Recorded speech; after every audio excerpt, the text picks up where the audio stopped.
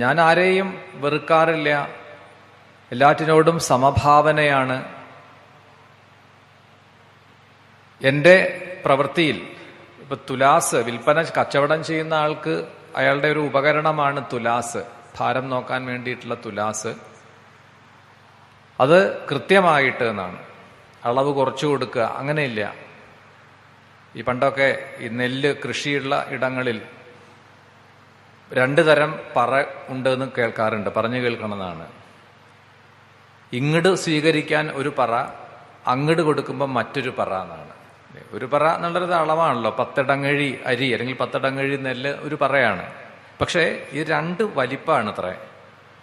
ഒന്നിൽ കൂടുതൽ കൊള്ളും, മറ്റതിൽ അളവ് കുറച്ചേ ഉള്ളൂ, അല്പം കുറവായിരിക്കും. അപ്പൊ ഇങ്ങോട്ട് സ്വീകരിക്കാൻ ഒരു പറ, അളന്ന് തിരിച്ചു അങ്ങോട്ട് കൊടുക്കാനാണെങ്കിൽ വേറൊരു പറ. അങ്ങനെ ഉണ്ടായിരുന്നു എന്ന് കേൾക്കാറുണ്ട്. പക്ഷെ ഇങ്ങനെ ഒരു വ്യാജം ഞാൻ പ്രവർത്തിക്കണില്ല. എൻ്റെ തുലാസിൽ ഞാൻ എല്ലാവരോടും ക്രയവിക്രയം ചെയ്യുമ്പോൾ, കച്ചവടം ചെയ്യുമ്പോൾ നീതിയോടുകൂടി തുല്യമായി സമമായിട്ടാണ് ഞാൻ കൊടുക്കുക ചെയ്യുക. എനിക്ക് എൻ്റെ മുന്നിൽ സ്വർണവും മൺകട്ടയും ഒരേപോലെയാണ്. ഏറ്റവും അമൂല്യമുള്ള ലോഹമാണ് സ്വർണം, അധികം മൂല്യമില്ലാത്ത ഒരു മൺകട്ട. ഇത് രണ്ടും എന്നെ സംബന്ധിച്ചിടത്തോളം തുല്യമാണ്.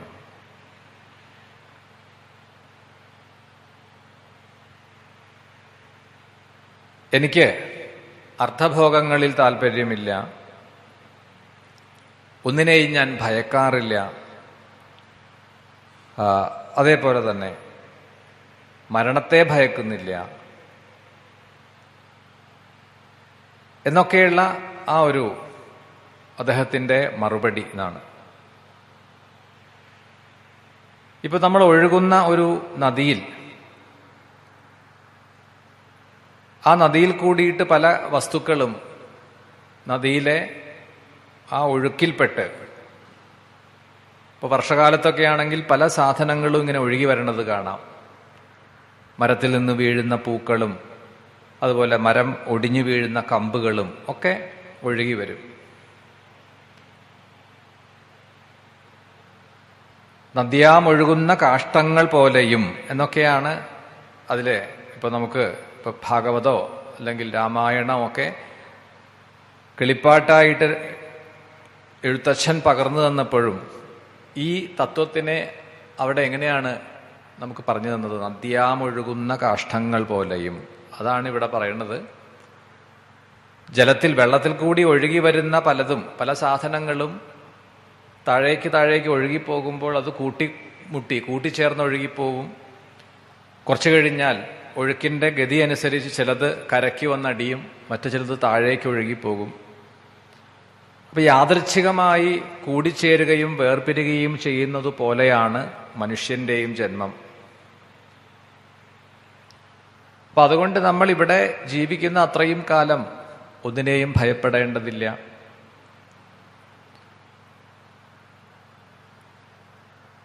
ഒന്നിനോടും ഒരു ഭേദഭാവനയുടെ ആവശ്യമില്ല. മറ്റുള്ളവർക്ക് അഭയം പ്രദാനം ചെയ്യുക, അതാണ് ഒരു മനുഷ്യന്റെ ഏറ്റവും വലിയ യജ്ഞം എന്ന് പറയുന്നത്. അഭയദാനം കൊണ്ട് തപസ്സിനേക്കാൾ, മറ്റ് യജ്ഞങ്ങളേക്കാൾ, ദാനത്തേക്കാൾ കൂടുതൽ ഫലമുണ്ട് എന്നാണ് പറയുക. അഭയം കൊടുക്കുക, ഭയമില്ലാതെയാക്കുക. അതേപോലെ തന്നെ ഒന്നിനെയും ദ്രോഹിക്കാതിരിക്കുക, അതും വലിയൊരു ധർമ്മമാണ്. ഒന്നിനെയും ആവശ്യമില്ലാതെ അനാവശ്യമായിട്ട് ദ്രോഹിക്കാതിരിക്കുക. അപ്പൊ അങ്ങനെയുള്ളവർക്ക് അവർ ചെയ്യുന്ന ധർമ്മത്തിന്റെ ഫലം അതിനേക്കാൾ അധികമായിട്ട് മറ്റൊന്നും തന്നെയില്ല.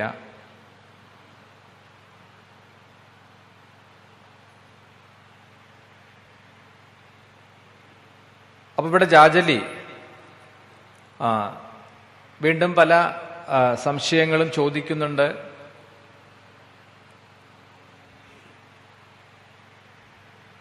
ആ സംശയങ്ങൾക്കൊക്കെ മറുപടി വീണ്ടും ഈ തുലാധാരൻ പറയുകയാണ്, ഇപ്പൊ എൻ്റെ ജീവിതം നിലനിർത്തുന്നതിന് വേണ്ടിയിട്ട് ഞാൻ സ്വീകരിച്ചിരിക്കുന്ന മാർഗം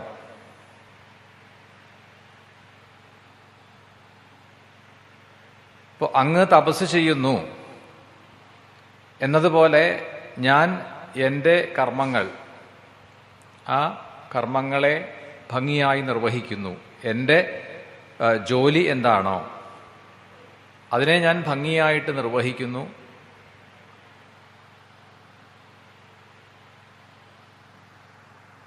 അത് ഫലേച്ഛയോടുകൂടിയിട്ട് എന്താണോ അതിന് ന്യായമായിട്ട് ലഭിക്കേണ്ടത് അത് സ്വീകരിക്കുന്നു എന്നുള്ളതല്ലാതെ ഒന്നിൽ നിന്നും ഞാൻ അമിതമായിട്ടുള്ള ലാഭം പ്രതീക്ഷിക്കുന്നില്ല. അപ്പൊ തൻ്റെ കടമ നിർവഹിക്കുന്നതിൽ കൂടി തന്നെ, നമ്മളുടെ കർത്തവ്യങ്ങളെ പൂർത്തിയാക്കുന്നതിൽ കൂടി തന്നെ ഒരുവന് ധർമ്മബോധമുണ്ടാവും, ഒരുവനിൽ ജ്ഞാനം പ്രകാശിക്കും എന്നാണ്. അപ്പൊ നേരെ മറിച്ച് ഒരുവൻ യജ്ഞം ചെയ്യുകയാണ്, അതിൽ താല്പര്യമില്ലാതെയോ അതിൽ വിശ്വാസമില്ലാതെയോ ഒരു യജ്ഞം ചെയ്താൽ പോലും ഒരുവൻ അതിൻ്റെ ഫലം കിട്ടില്ല. അപ്പോൾ ബാഹ്യമായി ചില എന്തെങ്കിലും കാര്യങ്ങളെ ചെയ്തതുകൊണ്ട്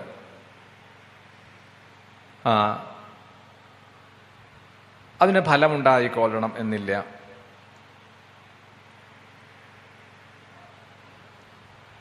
ഇപ്പൊ താങ്കൾ തീർത്ഥാടനം ചെയ്യാറുള്ള ആളാണല്ലോ, പല പുണ്യനദികളിലും സ്നാനം ചെയ്യാറുണ്ട്, പല പുണ്യ തീർത്ഥങ്ങളിലും തീർത്ഥക്കരകളിലുള്ള ക്ഷേത്രങ്ങളിലും ദർശിക്കാറുണ്ട്.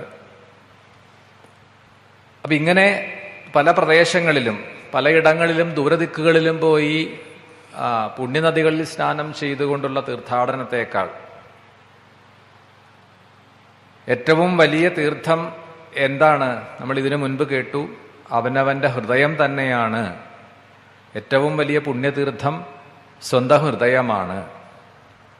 അപ്പോൾ നമുക്ക് ആ പുണ്യതീർത്ഥം നമ്മളിൽ തന്നെ ഉള്ളപ്പോൾ പിന്നെ എന്തിനെയാണ് നമ്മൾ ദൂരേക്ക് അന്വേഷിച്ച്? പക്ഷെ കലിയുഗത്തിന്റെ ഒരു പ്രത്യേകത പറയും, നമ്മളിൽ ഉള്ള മഹത്വത്തെ അറിയാൻ നമ്മൾ ആരും തന്നെ ശ്രമിക്കാറില്ല. ഇപ്പൊ തീർത്ഥാടനം പോലും തൊട്ടടുത്തുള്ള ഏതെങ്കിലും ഒരു തീർത്ഥക്ഷേത്രത്തിലോ അല്ലെങ്കിൽ ഒരു പുണ്യ തീർത്ഥത്തിലോ പോകുന്നതിനേക്കാൾ കലിയുഗത്തിൽ മനുഷ്യർക്ക് എപ്പോഴും ദൂരെയുള്ളതിന് മഹത്വം കൂടും എന്നാണ് പറയുക. അങ്ങനെ ഒരു സൂചന നമുക്ക് കാണാം. ഇപ്പൊ ഭാഗവതത്തിലൊക്കെ പറയും ദൂരേ വാര്യ അയനം തീർത്ഥം എന്നാണ്. കലിയുഗത്തിന്റെ ഒരു പ്രത്യേകത അതാണ്, ദൂരെയുള്ളതിന് പ്രാധാന്യം കൂടുതലുണ്ട് എന്നുള്ളൊരു വിചാരമാണ്. അതുകൊണ്ടാണ് തൊട്ടടുത്തുള്ളിടത്തൊന്നും പോവില്ല, ദൂരേക്ക് അന്വേഷിച്ചു പോവുക, ഒരുപാട് ക്ലേശം അനുഭവിക്കുക. അപ്പം നമ്മളിൽ തന്നെ ഈ ഹൃദയമാകുന്ന പുണ്യതീർത്ഥമുള്ളപ്പോൾ പിന്നെ എന്തിനാണ് ദൂരേക്ക് അന്വേഷിച്ചു പോകുന്നത്? ധർമ്മത്തെ അനുഷ്ഠിക്കുക, മറ്റൊന്നിനും ദ്രോഹം ചെയ്യാതെ ഇരിക്കുക, തൻ്റെ കർമ്മം കൊണ്ട് പുണ്യം സമ്പാദിക്കുക. അങ്ങനെയുള്ള ഒരുവൻ മഹത്തായിട്ടുള്ള പുണ്യലോകത്തെ പ്രാപിക്കും.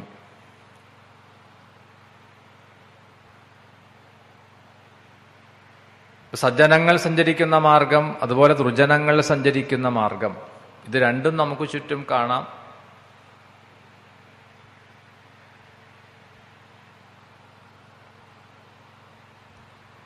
അഹിംസ തുടങ്ങിയിട്ടുള്ള കർമ്മം ചെയ്യുന്ന ഒരുവന് ഒന്നിനെയും ദ്രോഹിക്കാതിരിക്കുക, അത് തൻ്റെ ധർമ്മമായിട്ട് ചെയ്യുക, അങ്ങനെയുള്ള ഒരുവന് ഇഹത്തിലും പരത്തിലും അതിൻ്റെ ഗുണമുണ്ടാവും. എന്നാൽ മറ്റുള്ളവരെ ദ്രോഹബുദ്ധിയോടുകൂടിയിട്ട് ചെയ്യുന്ന ഏതൊരു കർമ്മവും അത് അവനവന് തന്നെ പിന്നീട് നാശത്തിന് വഴിവെക്കും.